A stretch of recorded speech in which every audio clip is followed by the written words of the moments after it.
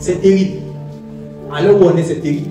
J'ai écouté même un prédicateur qui disait que quand Jésus dit le chemin étroit, qui est resserré, qui est difficile, il y en a peu qui empruntent ce chemin-là. Que c'est la loi. Que tout enseignement que Jésus a donné, qu'il n'était pas encore mort. C'est après la mort du Seigneur Jésus que la grâce entre dans tous ces enseignements, tout ça c'est la loi. Quand Jésus dit que ce n'est pas tous ceux qui me disent Seigneur, Seigneur, qui vont entrer dans le royaume de Dieu. Mais c'est celui-là seul qui fait la volonté de mon Père. Car plusieurs vont venir en mon nom pour dire que, n'est-ce pas, nous qui avons chassé les démons, tout ça. Il dit que ça, on ne parle pas réellement aux chrétiens. Parce que Jésus avait dit que réellement les chrétiens ne passent pas au jugement. Donc ça ne nous concerne pas. Et il faisait cela avec une conférence avec les pasteurs. Ça veut dire que quand il va finir cette conférence-là, ils vont pour aller prêcher ça. Donc il faut imaginer la situation, comment c'est grave. J'étais assis, j'étais étonné. On dit que chemin étroit là, ça c'est l'Ancien Testament. Que prêcher la grâce. Vous comprenez?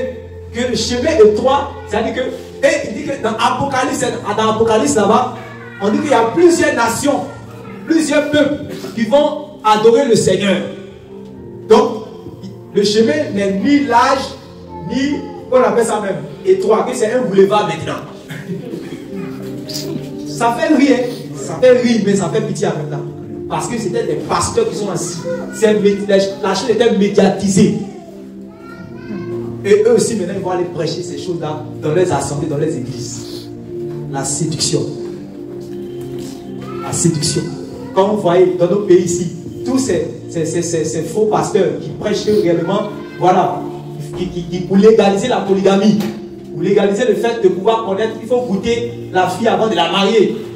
Tout ça, c'est la séduction. Au niveau de l'enseignement. Amen. Il n'y a pas besoin de dire ce que déjà vous voyez, c'est grave. On voit les Capou Philippe là, les gens qui disent que réellement, c'est eux qui sont les prophètes, c'est eux qui sont les derniers prophètes. Tout ça, c'est la séduction. Et aujourd'hui, ils ont les adeptes. Au Bénin, il y a une qui dit qu'elle est Dieu, non? Elle est Dieu. Elle a son fils, tout ça là. Il y a son Saint-Esprit aussi. Vous comprenez? Mais il y a des gens qui vont là-bas. En Côte d'Ivoire, il y a un qui a dit les réseaux sociaux dernièrement, il dit que c'est lui qui est la Bible. Il dit, mais des choses sur sa tête là. Ouais. Que c'est moi, ça c'est moi. Que Dieu sauve notre nation. Amen. Alléluia. Amen. Tu vas prier pour que l'esprit de la séduction. Tu vas lève-toi s'il te plaît. Que Dieu. L'ennemi réellement a réussi, malheureusement, à faire tomber quelques-uns d'entre nous. Amen. Dans le péché, même réellement des généraux de Dieu, nos aînés, nos mentors, nos pères dans la foi, il y a d'autres éléments qui sont tombés. Et quand ils tombent, le diable va utiliser l'accusation. Amen. Vous savez, le Seigneur Jésus disait à un moment que le prince de ce monde arrive. Amen. Mais en moi là, il a quoi? Il n'a rien qui lui appartient. Amen. Il n'a pas dit cela parce que réellement lui il est quitté au ciel pour venir.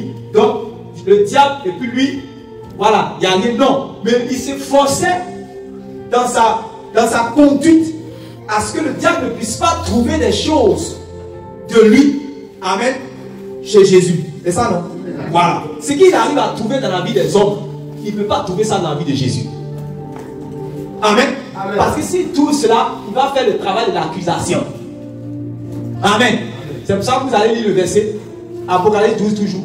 Apocalypse 12, verset 10. Oui. À ce moment-là, j'ai entendu au ciel une voix puissante qui chantait. J'ai entendu au ciel une voix puissante qui chantait, oui. Voici l'heure de la victoire. Voici l'heure de la victoire. Voici l'heure du salut. Voici l'heure du salut. Le pouvoir et la puissance appartiennent à notre Dieu. Le pouvoir et la puissance appartiennent à notre Dieu. Le gouvernement du monde est aux mains du Christ.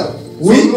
Oui. L'accusateur de nos frères a été précipité. L'accusateur de nos frères a été précipité. Oui. Il les accusait sans cesse devant Dieu. L'accusation du diable là. Le diable ne se fatigue jamais. Il va toujours. Si tu es un chrétien qu'un jour tu t'es senti accusé, ça prouve que réellement, c'est-à-dire que tu es sur la bonne voie. Est-ce que tu comprends? Mais si tu n'as jamais été réellement accusé là, ça prouve que tu n'es pas réellement avec Jésus. Parce que si tu es réellement avec Jésus, le ministère du diable contre ta vie, son ambition contre toi, c'est de t'accuser de sorte à ce que tu doutes de ce que toi-même tu es avec Dieu. De sorte à ce que tu doutes de ce que Dieu t'approuve. Il y a des gens même qui ont commencé, qui ont eu des pensées, des blasphèmes même contre Dieu, au point même qu'ils ont dit c'est bon, on ne veut plus.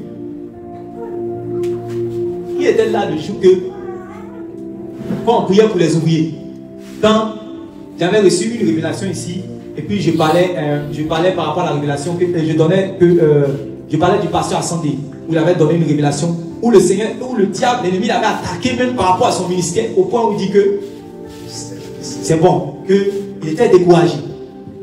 Quand ça arrive, ne pensez pas que c'est quand tu es trop spirituel là même là, c'est ça même que le diable va t'attaquer même. Est-ce que vous me comprenez? Jusqu'à même qu'il dit que c'est bon, ça nous arrive, ça arrive. Dans des fois même tu es là, même tu te dis que c'est pas la peine. C'est le diable qui fait. Et puis quand vous voyez, il y a d'autres qui vivent ils connaissent la dépression. C'est ce qu'on appelle la dépression. La dépression où tu es découragé, ça agit même sur ta santé. Ça, ce sont des séquelles en fait de l'accusation. C'est une conséquence de l'accusation du diable. Et ça arrive même souvent à certains enfants de Dieu. Il t'accuse pour que tu lâches prise, pour que tu sois découragé. Tu sens réellement une tristesse. Et il y a d'autres, il y a la culpabilité. Quand ils ont péché là, ils ont une culpabilité forte pour t'accuser. Tu disais que tu étais saint. Te voilà. Tu t'étais gardé. Tu avais marché dans la sanctification pendant 4 ans. J'ai réussi à t'attraper la séduction d'Ario. Tu es devenu souillé, c'est fini. Quitte l'église. Sors. Tu es sale. Tu es allé à voter. Il te rappelle sans cesse réellement ce que tu as fait. Il te montre le film de ça. Chaque jour. Pour que tu sois comme un misérable qui n'a plus d'espoir. Il n'y a plus d'espérance. On ne peut plus rien faire pour toi. Et tu es dans cette culpabilité. Et aujourd'hui, beaucoup de personnes ont quitté l'église. Beaucoup de personnes ont quitté la présence de Dieu. Beaucoup de personnes ont abandonné le Seigneur parce que le diable a noirci leur conscience avec la culpabilité, qui est aussi réellement un moyen pour l'accusateur. Dieu n'est pas l'accusateur. Dieu n'est pas derrière l'accusation. Non. Toutefois où tu verras l'accusation, c'est le diable qui est derrière. Notre Seigneur ne peut pas être derrière l'accusation. Amen. Amen. Amen. Amen. C'est pour cela que quand vous allez voir la femme adultère, quand elle avait commis l'adultère, quand on l'a attrapée, on l'a pris en flagrant délit, les gens voulaient la lapider. Le Seigneur, vous avez vu réellement ses sentiments vis-à-vis de cette femme. Il dit à tout le monde, est-ce qu'il y a quelqu'un qui te condamne? Quand il a fini de tracer à terre, quand il a fini de dessiner à terre, il a dit, est-ce qu'il y a quelqu'un qui te condamne? Eux tous sont partis. Quand il a dit, s'il y a quelqu'un qui n'a pas de péché, qui lance la pierre. Amen. Qui lance le premier la pierre, il n'y a personne, tous sont partis. Il a dit, quelqu'un t'accuse? Il a dit, il n'y a personne. Il dit, moi non plus, je ne te condamne point. Mais va et ne pêche plus. Mais le diable fait en sorte à ce que réellement tu te sens culpabilisé. Alléluia. Amen. Dis que réellement tu es un enfant de Dieu. Que voilà, tu t'es gardé saint jusqu'à aujourd'hui. Tu as menti, mais aujourd'hui tu as volé, mais aujourd'hui tu as fait tes choses, tu es tombé dans le péché. Tu n'es plus digne de bénéficier de l'alphabet de Dieu. Éloigne-toi de l'église. Et c'est comme ça que plusieurs se sont perdus. Parce que le diable les a accusés. Amen. C'est parce que tu es un enfant de Dieu que le diable va t'accuser. Il faut que tu le saches. Souvent, il vous arrive comme ça, vous demandez, mais il peut même arriver jusqu'à mettre une pensée de blasphème contre Dieu dans vos esprits, mes amis. Est-ce que vous me comprenez? Amen. Mais si vous n'êtes pas dans ce combat spirituel, votre esprit n'est pas élevé, si vous n'êtes pas enseigné par rapport à ça, et à des moments vous allez vous voir, vous êtes content, et à des moments vous êtes triste. Parce que vous avez accepté réellement l'esprit d'accusation sur vous. C'est pour ça qu'on voit les chrétiens, ça varie. Ils sont comme ça. Chaque fois, souvent tu les vois, ils sont heureux. Après, tu les vois, ils sont tristes, déprimés. C'est le diable qui les combat. Dans les pensées. Depuis les pensées, ils sont découragés, comprimés. Ils sont devenus bizarres. Où vous allez comprendre là, ils vont abandonner la main de Dieu. C'est l'œuvre du diable. C'est l'accusation qui fait, c'est ça. Prenez Zacharie chapitre 3. Lisons le verset 1. La séduction, c'est quoi? Le discernement. Amen. Amen. Et notre volonté à marcher dans la sainteté, dans la nature de Dieu. Amen. À veiller contre réellement les fausses doctrines. Amen. Et à examiner les prophéties. Pour ne pas que nous puissions tomber dans la séduction. Amen. Maintenant, ici, nous parlons maintenant de l'accusation. Regardez ce qui se passe. Oui. Zacharie 3, verset 1. Oui. Il me fit voir Josué. Il me fit voir Josué, le souverain sacrificateur. Le souverain sacrificateur. Debout devant l'ange de l'Éternel. Debout devant l'ange de l'Éternel. Et Satan qui se tenait à sa droite pour l'accuser. Et Satan qui se tenait à sa droite pour l'accuser. L'accuser qui est souverain sacrificateur. Amen. Un souverain sacrificateur. Quelqu'un qui est du camp de Dieu. Puisqu'on dit l'accuse des saints, nuit et jour. Même dans le camp, même dans la maison de Dieu, il va vous l'accuser. Il y a des fois où vous êtes en train de prier, vous êtes à genoux, vous vous accuse. Ça vous arrive, non? Vous êtes à genoux, vous êtes en train de prier, vous le sentez. Ça veut dire, tu ne sais pas ce que tu as dit à Dieu. Tu dis quoi? Tu dis quoi à Dieu là? Pour te lever vite, tu vas partir. Mais va te coucher. Tu es une plaisantine. Tu es un plaisantin. Tu ne mérites pas d'être ici. Il te bombarde avec cette pensée. C'est le combat spirituel qui est là. Si tu as amusé, c'est fini. C'est comme ça, il y a d'autres qui sont morts. Il y a d'autres qui nous ont quittés. Parce que la culpabilité, ils ne pouvaient plus. Donc, ils sont allés jusqu'au suicide. Quand on voit les gens qui se suicident, c'est l'esprit de l'accusation quelque part. C'est ce qui est arrivé à Judas. Quand il allait se pendre. C'est ça. Dis que c'est fini, tu ne peux pas. Un souverain sacrificateur. Satan se tient à sa droite et il accuse. Parce qu'on dit celui qui accuse nos frères, nuit et jour, sans cesse, il ne s'arrête pas. Oui. Oui. L'Éternel dit à Satan. L'Éternel a dit à Satan. Que l'Éternel te réprime. Que l'Éternel te réprime. Satan. Satan. Que l'Éternel te réprime. Que l'Éternel te réprime. Lui qui a choisi Jérusalem. Lui qui a choisi Jérusalem. N'est-ce pas là un tison arraché du feu? N'est-ce pas là un tison arraché du feu? Arraché du feu. Oui. Or Josué était couvert de vêtements sales. Or Josué était couvert de vêtements sales. Donc, il faut qu'il trouve quelque chose de valable pour pouvoir t'accuser. Amen. En tout à l'heure, il venait de parler de séduction. Donc, on voit que il y a certains qui sont tombés dans la séduction. La séduction, le but de la séduction, c'est de te faire pécher. C'est pas ça. Donc, quand tu pêches, Satan maintenant trouve des choses qui lui appartiennent dans ta vie. Là maintenant, ça lui donne la force de se tenir en accusateur. De sorte à ce que, pour t'éloigner complètement de la présence de Dieu. Pour que tu dis, je ne suis plus digne. C'est fini, je suis digne pour aller en enfer. Là, quand il se tient là, c'est pour te cribler en même temps.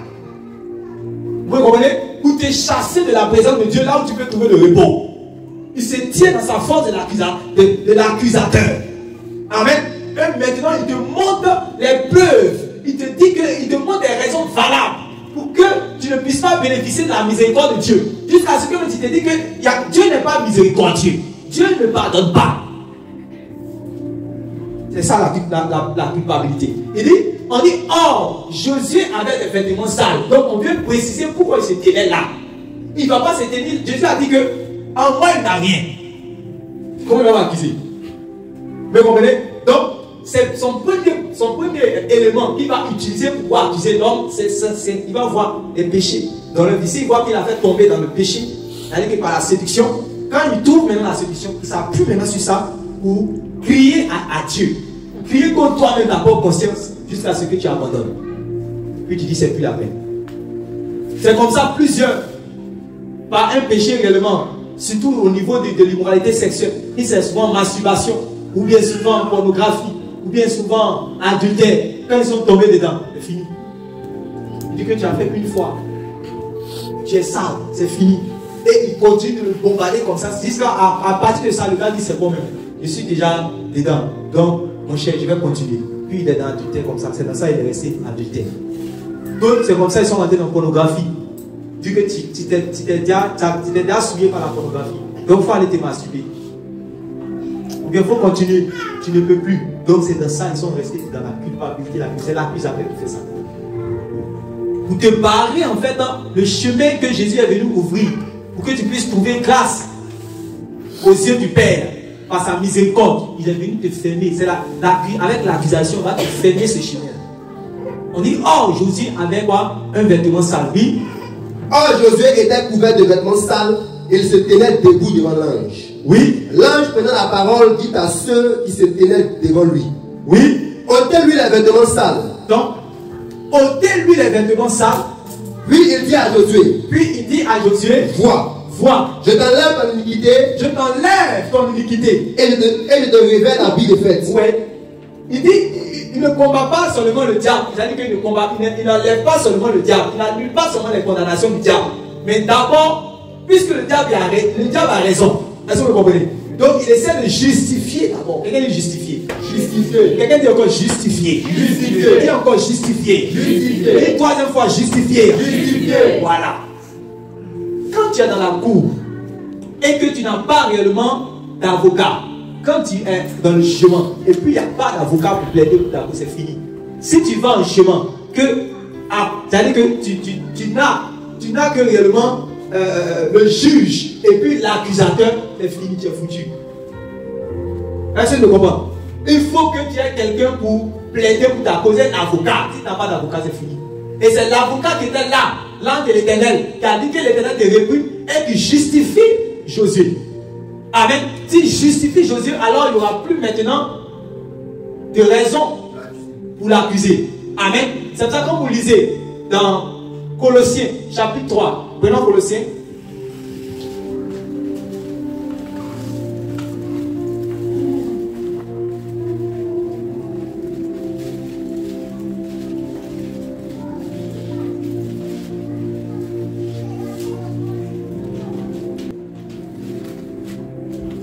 Colossiens chapitre 2, verset 13. Colossiens 2, verset 13. La malédiction sans cause et sans effet. Oui. Oui. Vous étiez morts à cause de vos fautes. Vous étiez morts à cause de vos fautes. Égarés par la convoitise de votre vieille nature. Oui. Mais en vous unissant en Christ, Dieu vous a fait rendre avec lui en vous pardonnant tous les péchés par la grâce. Oui. Il a effacé l'acte aux 1000 articles qui nous accusaient. Ouais. Il a effacé l'acte. Au quoi? Aux 1000 articles qui nous accusaient. Donc, ceux qui voient le droit là, vous pouvez comprendre ça. C'est-à-dire, l'accusateur se tient là, et puis réellement, il y a l'article où il écrit tout ce que tu as fait. Lève la main si tu me suis ici. Voilà. Tout ce que tu as fait depuis que tu es né, tout ce que tu fais, lui il a écrit. Et il est là pour t'accuser, pour répéter ça à Dieu. Que lui là, il a menti. Lui là, il a volé. Celle-là, elle a fait avortement. Et puis avortement qu'elle a fait, elle a fait 6. Les autres au moins ils ont fait 2. Mais celle-là, Seigneur, elle a fait 6 avortements. Il met ça dans ta pensée et il rappelle cela au ciel. Comment, si tu n'as pas, quelqu'un n'a pas d'avocat, c'est fini quoi. Comment il va rentrer au ciel? Comment il va rentrer au ciel? C'est pour ça, si tu n'as pas, tu n'as pas d'avocat, c'est fini. Si c'est terre, tu n'as pas d'avocat, c'est fini, tu ne peux pas rentrer au ciel. Parce que regarde, on dit, l'article est là. Il a écrit ton dossier. Et il va rappeler cela à Dieu. Non seulement il te rappelle cela sur ta tête, mais il va rappeler à Dieu tout ce que tu as fait chaque jour. Jusqu'au chemin, il va rappeler encore. Donc il faut que tu aies un avocat pour plaider pour toi. Alléluia. Amen. Alléluia. Et il a fallu que le Fils de Dieu vienne dans le monde.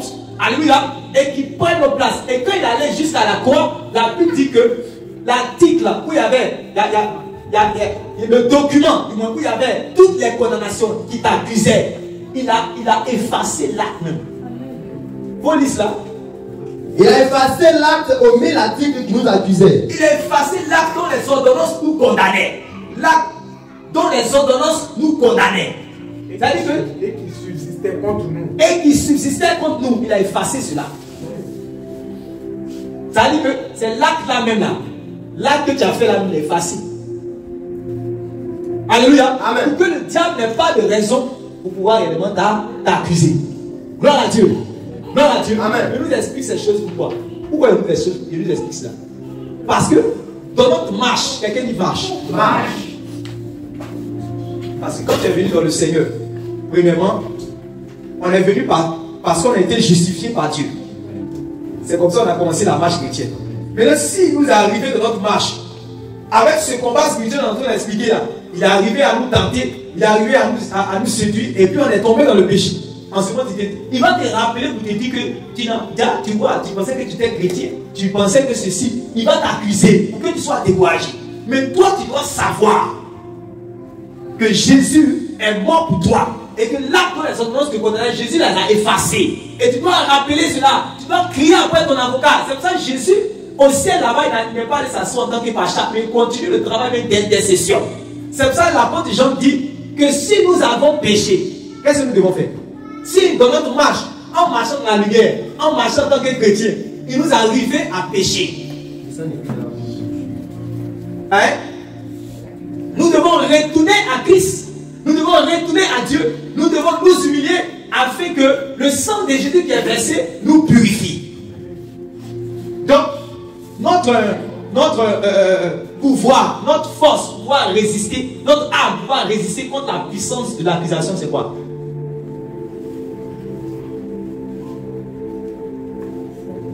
C'est quoi? Si le diable t'accuse, il te dit que toi tu es pécheur, il te dit que toi tu es menteur, il te dit que toi tu n'es pas digne d'entrer dans le royaume de Dieu parce que tu as fait ceci à Dieu, il t'accuse. Qu'est-ce que tu fais pour pouvoir lui résister? Ça vous concerne, donc vous devez savoir ça. Vous allez pouvoir voir que c'est important. Non? Comment tu vas dire? Comment tu vas? Oui. Juste avec la parole de Dieu, sur la base de la promesse que Christ a faite et qu'il a dit dans l'Écriture que l'acte qui me condamnait, c'est à cause de ça qu'il est monté à la croix de son sang et écrit pour pouvoir effacer l'acte dont les ordonnances me condamnaient.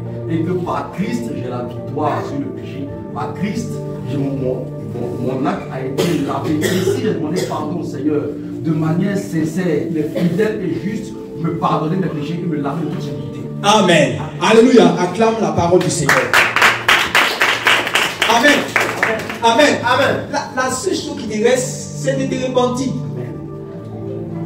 Pour que tu puisses trouver grâce aux yeux de Dieu. Comme le fils prodigue.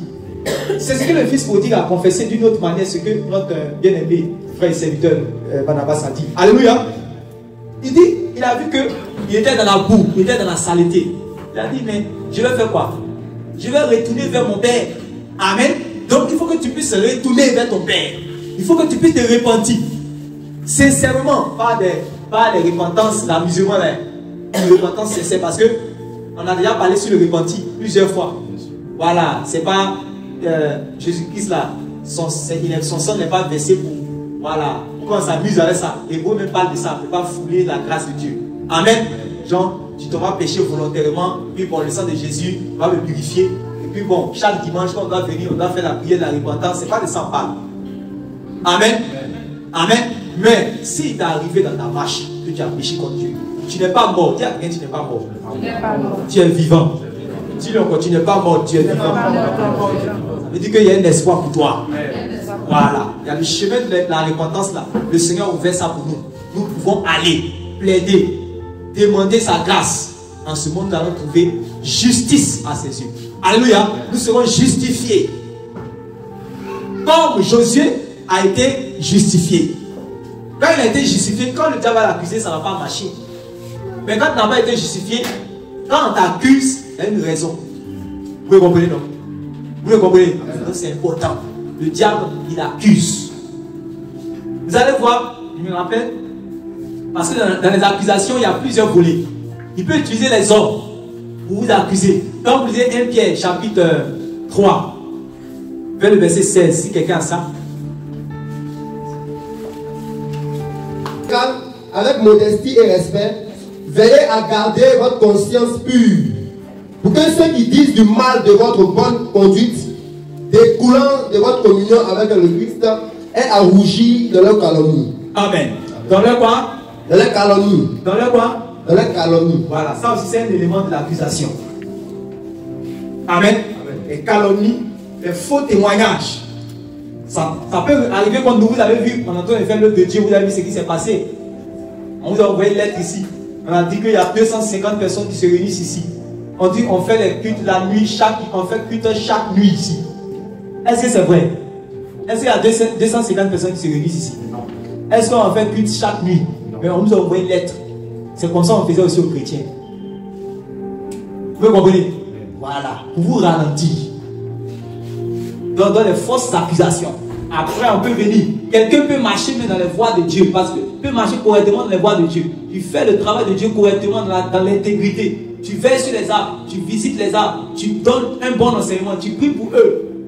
Mais le diable a dit, comme lui il est en train de faire le travail de Dieu, il faut que je crée quelque chose pour le ralentir. Pour le paralyser. Il peut utiliser un homme. Ou bien il va utiliser même quelqu'un dans l'église. Si la personne ne veille pas, il va l'accuser pour envoyer une fausse accusation. Il va l'utiliser pour envoyer une fausse accusation pour gâter l'œuvre de Dieu. Ça existe. Quand vous voyez que, regardez ce qui se passe sur les réseaux sociaux, il y a des chaînes même qui sont spécialisées pour gâter le nom des serviteurs de Dieu. Ah, il a fait ceci, il a fait ceci. Souvent c'est faux. Le gars, tout ce qu'on est en train de dire de lui, il n'en sait rien même. Est-ce que vous savez? Est-ce que vous savez? Il n'en sait rien. En train de dire, ah, il a fait ceci, il a abusé de telle personne alors qu'il n'a rien fait.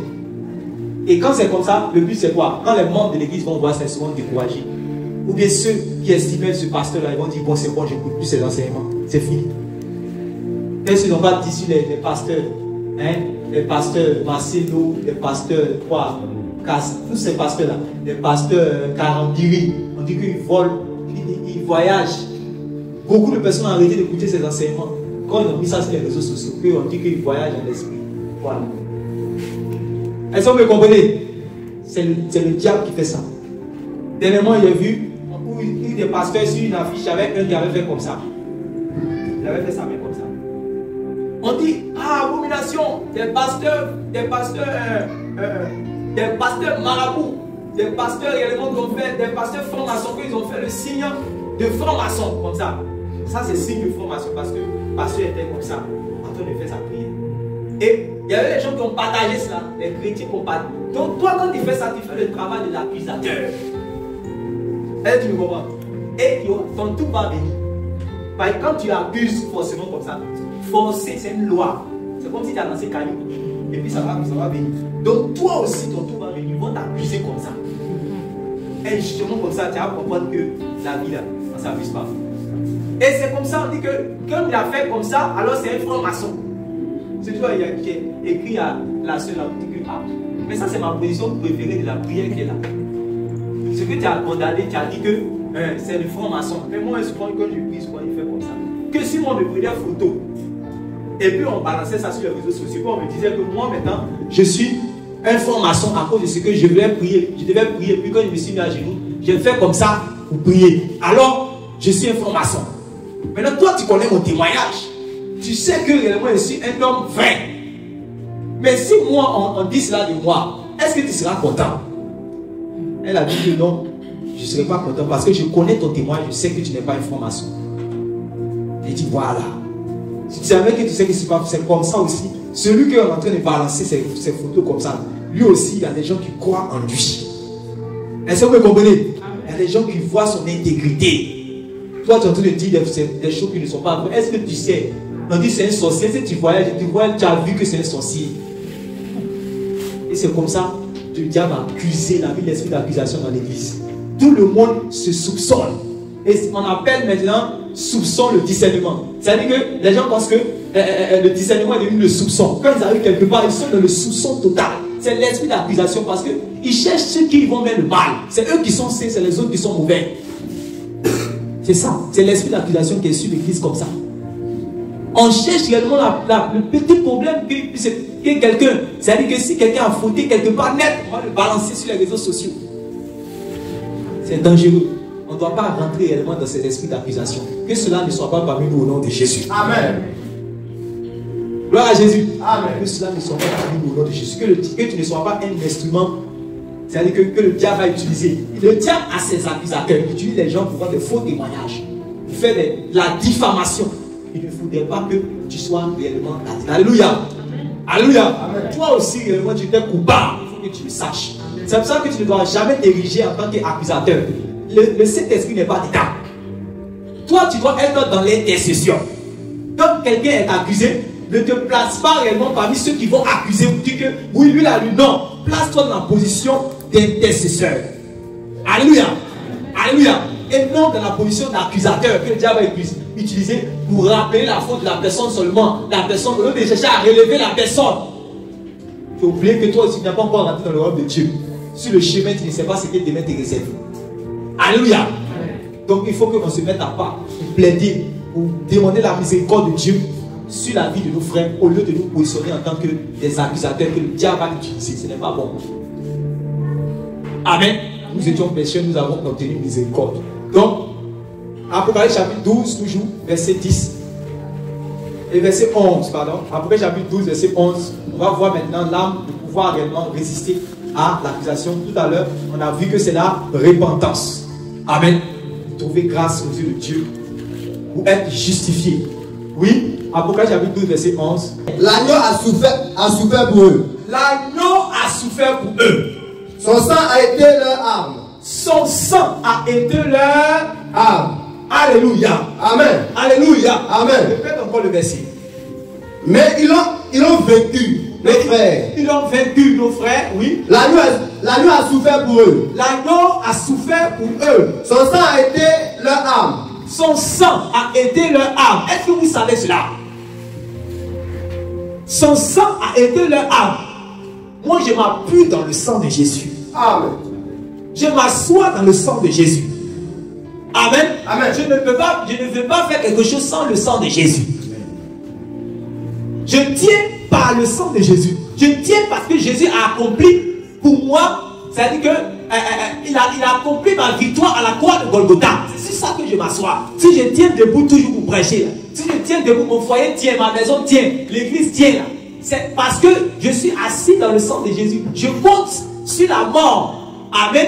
Sur l'ensevelissement et la résurrection du Seigneur Jésus. Ils l'ont vécu à cause du sang de l'agneau.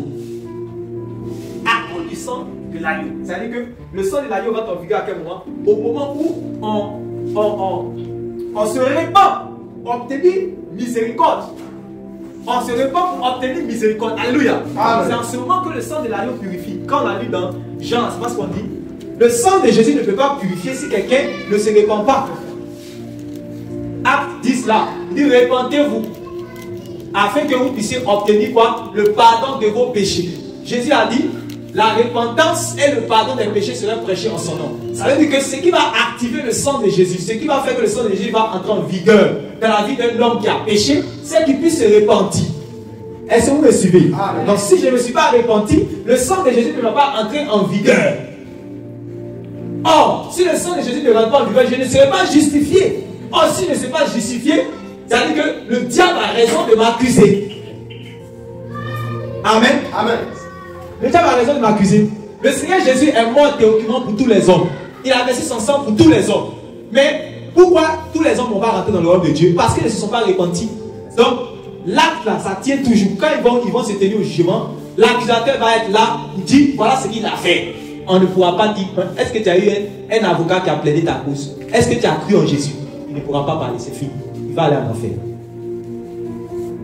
Mais gloire soit rendue à Dieu. Alléluia. Amen. Nous avons cru en l'évangile, nous avons accepté le Seigneur et nous marchons avec l'esprit de la repentance. Quelqu'un dit l'esprit de la repentance. L'esprit de la repentance. Et c'est ça, le diable séduit les gens pour leur faire croire que réellement on ne doit pas se repentir.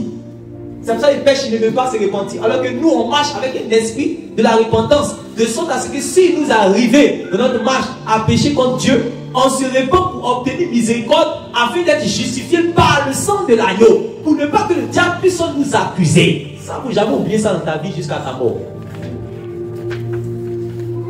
Amen. Amen. C'est ça que tu t'assois, tu te tiens, tu dis à Dieu, Seigneur, ta grâce, aie pitié de moi. Oui, c'est vrai que j'ai péché contre toi, c'est vrai que j'ai fait telle chose, mais s'il te plaît, relève-moi, fortifie-moi, parce que réellement Jésus a accompli ma délivrance à la croix. Mes péchés, réellement, tu les as pardonnés, tu les as jetés dans le fond de la mer. Aie pitié de moi, que ces accusations ne tiennent pas. C'est comme ça que tu dois prier. Tu dois t'humilier, comme David l'a fait dans Psaume 51. Quand il a plaidé la cause, il a plaidé sa cause, il a demandé pardon à Dieu. Il a obtenu miséricorde. Alléluia. Alléluia. Amen. Alléluia. Amen. Que le nom du Seigneur soit glorifié. Ils l'ont vaincu à cause du sang de l'agneau. Oui. Ils ont témoigné pour lui. Oui. Ils n'ont pas aimé leur vie jusqu'à craindre de mourir. Voilà. Donc, Que le nom du Seigneur soit béni. On va s'élever. Je vais donner réellement les deux autres qui restent. Peut-être une prochaine fois, on va partager ça. Alléluia. Amen. L'ennemi, il y a, c'est-à-dire que dans le combat spirituel, il va utiliser réellement la séduction. Il va utiliser l'accusation. Il va utiliser la tentation. Ça ressemble aussi à la séduction, mais ce n'est pas la séduction. Après, on va parler de cela. La tentation et aussi la persécution. Amen. Tu peux résister au diable. Tout le monde se tient debout, on est en train de finir. Tu peux résister au diable dans le domaine dans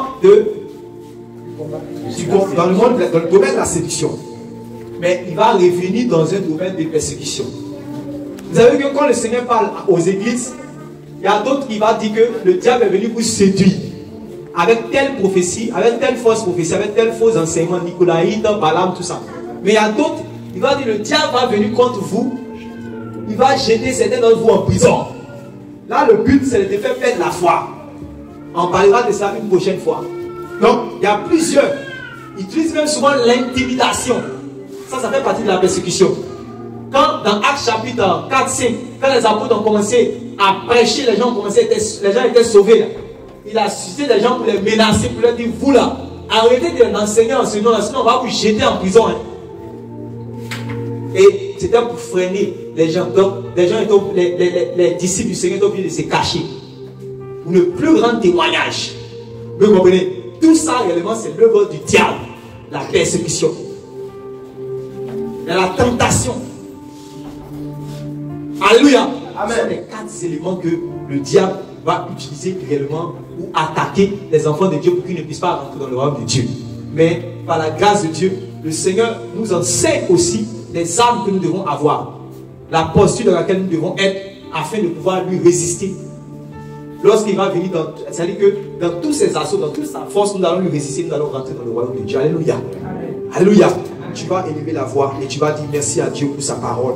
Tu vas lui rendre grâce de ce que c'est lui qui te garde de la séduction, c'est lui qui te garde réellement des fausses accusations, c'est lui qui te garde de la persécution, c'est lui qui te garde de la tentation. Jésus même a dit, quand vous priez, dites notre Père qui est aux cieux. Après, il a dit, garde-nous de la tentation, ne nous laisse pas tomber dans la tentation. Il sait de quoi il parle. Après, le Seigneur Jésus va dire, veillez et priez afin que vous ne tombiez pas dans la tentation. Me comprenez? Donc, prions le Seigneur qu'il nous garde de la séduction, qu'il nous garde des accusations, qu'il nous protège dans les persécutions, qu'il nous protège dans les tentations au nom de Jésus. Élève la voix et prie au nom de Jésus.